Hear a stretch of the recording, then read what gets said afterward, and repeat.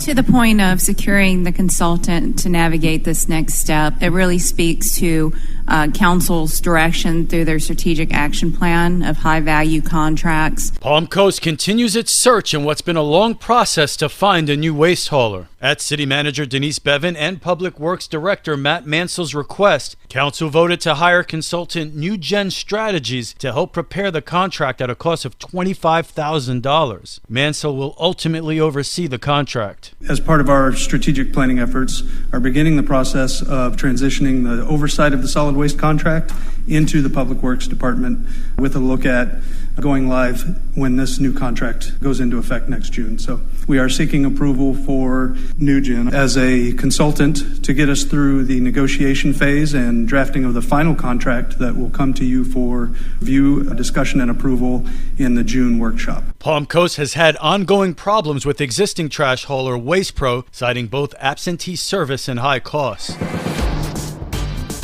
This local news is a service of Flagler County's Toyota dealer, Beaver Toyota US 1 St. Augustine, here to wow you. About 100 new homes could be coming to Palm Coast R subdivision despite concerns from the public about smaller lot sizes and traffic due to just one entry and exit from the development. Council voted unanimously on a first reading to approve a rezoning plan for the development that will be called Ryan's Landing, a 55 and over gated community on Ryan Drive. Mayor David Alphin. At this stage in the development, I find no item that prevents the process from moving forward at this point. Councilman Nick Klufis says he wants to explore the idea of a second entry and exit from the development, but overall agreed with the mayor. And it's only the first reading of this rezoning process, so I just want to thank you, Mayor, for doing a good job illustrating that this isn't the end-all be-all in any means, and honestly, it's just the first small step forward before we get to the further steps of this process. Councilman Ed Danko expressed similar sentiments. The concerns of the people that live there, I'd like to hear more concerns. If there's other things you can bring us, because the school bus concern was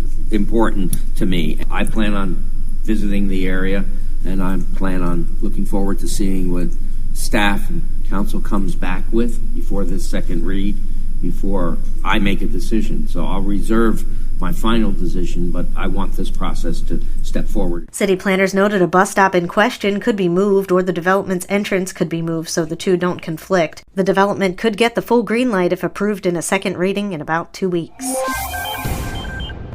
Construction is underway in Palm Coast. Road work is now happening that includes periodic lane closures at the intersection of Sesame Boulevard at the Eastern Smith Trail due to construction of a City of Palm Coast utility project between 7 a.m. to 5 p.m. for the next week. Brittany Kershaw, Communications and Marketing Manager for the City of Palm Coast, explains in more detail. Beginning May 31st, part of the road will be closed completely as stormwater is replacing a pipe underneath the road. This is considered an open cut project, which means that the road will actually be opened up so that they can remove the existing pipe. This will result in a temporary shutdown of the road until the project is completed. Kershaw says detour signs will be posted throughout the construction zone and to also prepare for an additional project that needs to be scheduled. It will take place north of the pipe replacement location where the asphalt has depressed around 4 gravity sewer manholes. For Flagler's Morning News, I'm Karen Johnson.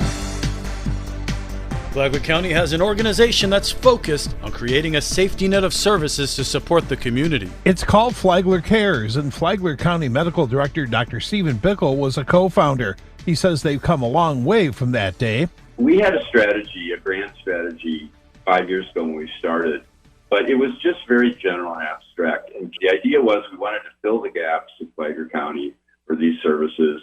We wanted to lower barriers, help coordinate things. And this plan is just unfolding like before our eyes of seeing this happen. So it's really kind of gratifying. Dr. Bickle says it's all about getting access to care. Theoretically, you can have health care or services available to you, but if you can't access them, then what good are they? And I don't think people have any idea, if they haven't been in this world, how many barriers there are to people who don't have insurance or financial resources to getting the care they need. It's phenomenal, the barriers that are up there. So Flagler Cares has been systematically trying to lower these, and it's made a big difference because it means more people actually get the care they need rather than just having it be theoretically available. Visit FlaglerCares.org to get more information. For Flagler's Morning News, I'm Rich Petchke. There's more to the second annual Touch-A-Truck than emergency vehicles. Benny Cope with the Palm Coast Public Works Department says there will be more fun and machinery at tomorrow's event. Waste Pro will be bringing their garbage truck. New this year, we have Tri-County Bobcat. They'll actually be bringing an airboat, a 6-person side-by-side. Wonder if they'll let me drive that around. And then Argos. Argos will be bringing a cement truck. That's new this year. Cope said there will be lots more equipment for everybody to try out. The Touch-A-Truck event is tomorrow morning at 10 o'clock at Town Center in Palm Coast. The Flagler Voice is on WNZF on Saturday mornings at 8:30, and it's on the Flagler radio app anytime you want to listen. From the WNZF newsroom, I'm Deb Albertson.